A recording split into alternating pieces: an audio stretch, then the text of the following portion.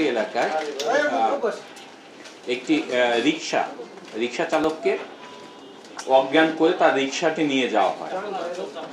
এই ঘটনাটি আসলে আমাদের রামপুরা থানায় রেকর্ডেড ছিল না। অজ্ঞান করে যখন নিয়ে যাওয়া হয়, রিক্সা চালকের আত্মীয় স্বজন রিক্সা চালকটিকে এই মুগদা হাসপাতালে ভর্তি করে।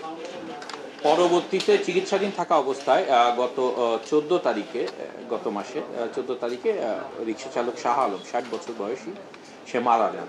মারা গেলে তখনই আসলে আমরা ঘটনাটি সম্পর্কে জানতে পারি এবং জানতে পারি যে রিক্সা চালককে অজ্ঞান করে তার রিক্সাটি লুট করার উদ্দেশ্যে এই ঘটনাটি সংগঠিত হয়েছে।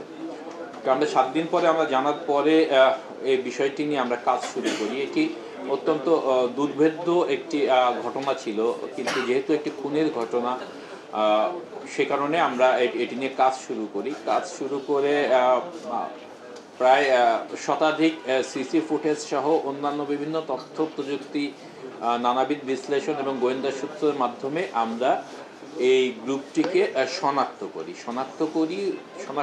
করিও গত সপ্তাহে বলা যায়। শনাক্ত করে আমরা যেটি তাদের পিছু নেই এবং আমরা পরে জানতে পারি যে এই গ্রুপটি একটি সংঘবদ্ধ একটি গ্রুপ, যারা তাদের বক্তব্য অনুযায়ী বিগত 9 মাস প্রায় শতাধিক এই ধরনের রিক্সা চুরি এবং মানে প্রতারণার মাধ্যমে চুরি, এই নানাবিধ কর্মকাণ্ডে যুক্ত হয়েছে। এর যে মূল সহযোগী তার নাম হচ্ছে গিয়ে শরীফুল ইসলাম। সে একজন আসলে পেশায় কাভার্ড ভ্যান চালক ছিলেন। বিগত 9 মাস পূর্বে তার মালিক কাভার্ড ভ্যানটি বিক্রি করে দেওয়ার পর থেকে সে তার নড়াইলের কোনো এক গুরুর মাধ্যমে এই ধারণাটি সে গ্রহণ করে এবং সে গত 9 মাসে তার হিসাব অনুযায়ী প্রতি সপ্তাহে ন্যূনতম 2টি থেকে 3টি কাজ সে করত এবং আমাদের যে গোয়েন্দা তথ্য, গত সপ্তাহেই আমরা পেয়েছি 4টি কাজ করেছে। গত এক সপ্তাহে 4টি কাজ করেছে এবং তারা প্রায় ধরা ছোঁয়ার বাইরেই ছিল। যে শতাধিক যে ঘটনা ঘটেছে, এই ঘটনাগুলো কিন্তু সবই থানায় রিপোর্টেড হয়নি।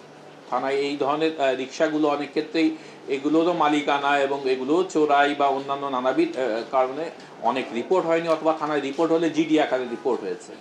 সে কারণে এই গ্রুপটি ধরাছোঁয়ার বাইরেই চলছিল এবং মানে তারা এক প্রকার মানে আনন্দ নিয়েই এই কর্মকাণ্ড পরিচালনা করছিল।